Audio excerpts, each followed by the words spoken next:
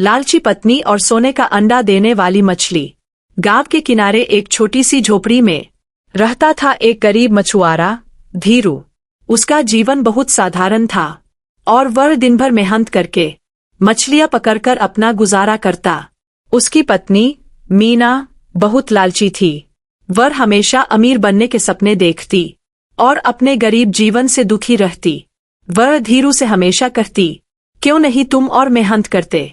हमें भी महल जैसा घर चाहिए और खाने को स्वादिष्ट पकवान। एक दिन की बात है, धीरू समुद्र में मछलियां पकड़ने के लिए निकला। उसने अपना जाल समुद्र में फेंका और जब जाल बाहर खींचा तो उसमें एक सुनहरी मछली फंसी हुई थी जो बिल्कुल अलग और चमकदार लग रही थी। अचानक उस मछली ने मानवीय भाषा में धीरू से विनती करनी शुरू कर दी, कृपया मुझे छोड़ दो, दयालु मनुष्य। मछली ने आंसू भरी आवाज में कहा, मैं तुम्हारी एक इच्छा पूरी करूंगी, तुम्हें कोई भी वरदान दूंगी। धीरू हैरान रह गया। उसने कभी बोलती हुई मछली नहीं देखी थी। वह बहुत दयालु इंसान था। उसने मछली को वापस पानी में छोड़ दिया और कहा, मुझे किसी वरदान की जरूरत नहीं, तुम्हें आजाद देखकर मैं खुश हूँ। घर लौटकर धीरू ने यह सारी घटना अपनी पत्नी मीना को सुनाई। मीना को यह सुनकर बहुत गुस्सा आया। वह चिल्लाई, तुम कितने मूर्ख हो, हमारे पास एक सुनहरा मौका था और तुमने उसे हाथ से जाने दिया। वह धीरू को वापस समुद्र के किनारे उस मछली को बुलाने के लिए भेजने लगी। जाओ और उस मछली से कहो, मीना ने आदेश दिया, हमें एक नया और बड़ा घर चाहिए। यह झोपड़ी अब मैं और नहीं रह सकती। मजबूरन धीरू वापस समुद्र तट पर गया और उसने मछली को पुकारा, हे सुनहरी मछली, कृपया प्रकट हो, मेरी पत्नी ने मुझे भेजा है। जैसे ही उसने आवाज लगाई, मछली पानी से बाहर आई। क्या इच्छा है तुम्हारी, दयालु मछुआरे? मछली ने पूछा। धीरू ने शर्मिंदगी से कहा, मेरी पत्नी एक नया घर चाहती है। मछली ने कहा, चिंता मत करो, तुम्हारी इच्छा पूरी हो गई है।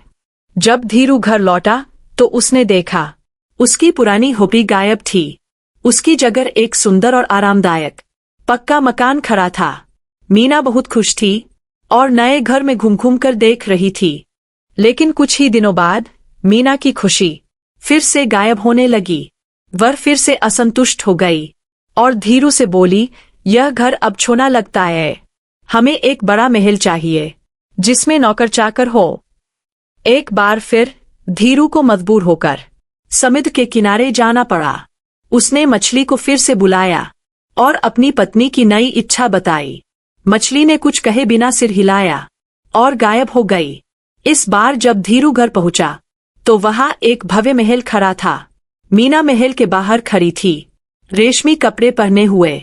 उसके चारों ओर नौकर खड़े थे जो उसकी हर आज्ञा का पालन कर रहे थे। अब मीना के पास सब कुछ था जिसकी वह कल्पना कर सकती थी, लेकिन फिर भी उसका लालच पूरा नहीं हुआ था। एक सप्ताह बीत जाने के बाद वह फिर से बेचैन हो उठी। वह धीरू के पास आई और बोली, यह सब अब मेरे लिए पर्याप्त नहीं है, मैं इस देश की रानी बनना चाहती हूँ। जाओ और मछली से कहो कि मुझे रानी बना दे, सब लोग मेरे आज्ञा का पालन करें। धीरू ने उसे समझाने की कोशिश की, प्रिय, यह लालच हमारे लिए अच्छा नहीं है, हमें जो मिला है उसी में खुश रहना चाहिए। लेकिन मीना ने एक नहीं सुनी और उसे टांटकर वापस भेज दिया। उदास मन से धीरू समुद्र तट पर पहुंचा। आसमान पर बादल छाए हुए थे। उसने मछली को बुलाया और अपनी पत्नी की असंभव इच्छा बताई। मछली ने फिर भी कोई प्रतिक्रिया नहीं दी और गहरे पानी में डूब गई। अगली सुबह मीना महल के शाही कक्ष में रानी के सिंहासन पर बैठी थी। उसके सिर पर मुकुट सजाया था और सभी उसे महारानी कहकर बुला रहे थे। लेकिन इस शक्ति ने उसे और भी अधिक लालची और क्रूर बना दिया था। अब वह सिंहासन पर बैठी सोचने लगी, मैं रानी बन गई हूँ, यह अद्भुत है, लेकिन क्यों न मैं और भी शक्तिशाली बनूं? क्यों न मैं सूरज और चांद पर राज करूं? मैं समुद्र की उस जादुई मछली की मालकिन बनना चाहती हूँ। यह सोचकर उसने तुरंत धीरू को बुलाया और अपनी अंतिम और सबसे बड़ी इच्छा बताई। जाओ और उस मछली से कहो।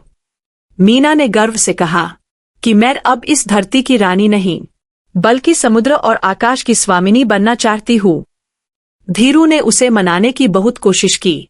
उसने कहा, यह बहुत बड़ा लालच है, ऐसा करने से हम सब कुछ खो सकते हैं। लेकिन मीना तो अंधे लालच में पागल हो चुकी थी। उसने धीरू की एक नहीं सुनी। डरा हुआ और कांपता हुआ धीरू अंतिम बार समुद्र तट पर पहुंचा। आज समुद्र बहुत अशांत और गुस्से में था और आकाश काला पड़ गया था। उसने आवाज लगाई, हे सुनहरी मछली। लेकिन उसकी आवाज डर में कांप रही थी। मछली पानी की सतह पर आई, लेकिन इस बार उसके चेहरे पर पहले जैसी दया या मित्रता नहीं थी। उसकी आंखों में गुस्सा और निराशा थी। क्या चाहती है तुम्हारी पत्नी अब? मछली ने पूछा। धीरू ने डरते डरते कहा, वह अब रानी बनकर भी संतुष्ट नहीं है। वह तुम्हारी मालकिन बनना चाहती है, तुम पर राज करना चाहती है। वह सूरज और चांद पर भी शासन चाहती है। मैं माफी चाहता हूँ, हे मछली। मछली ने गहरी सांस ली और कहा, जाओ घर लौटकर देखो, तुम्हारी पत्नी के लालच का क्या अंत हुआ। उसे वह सब कुछ मिलेगा जिसके वह हकदार है। इतना कहकर मछली गायब हो गई और भयंकर तूफान आ गया। भीगता हुआ और डरा हुआ धीरू जैसे तैसे अपने महल की ओर भागा, लेकिन रास्ते में ही उसने देखा वह भव्य महल गायब था। नौकर, रानी का मुकुट, रेशमी कपड़े, सब कुछ गायब हो चुका था। वहां पर उसकी पुरानी झोपड़ी फिर से खड़ी थी, बिल्कुल पहले जैसी हालत में। मीना झोपड़ी के बाहर बैठी थी, उसके पुराने फटे हुए कपड़े पहने हुए। वह खाली हाथों से अपना सिर पकड़े जोर जोर से रो रही थी। उस दिन के बाद मीना ने अपना सबक सीख लिया। उसने कभी भी किसी चीज के लिए लालच नहीं किया। उसने समझ लिया कि संतोष में ही सच्चा सुख और शांति छिपी होती है। वह और धीरू मिलकर अपने साधारण जीवी में खुशी खुशी रहने लगे। नैतिक शिक्षा। लालच इंसान का सबसे बड़ा दुश्मन होता है। जो व्यक्ति जो कुछ उसके पास है उसी में संतुष्ट नहीं रहता और लालच करता है, वह अंत में सब कुछ खो बैठता है। संतोष ही सबसे बड़ा धन है।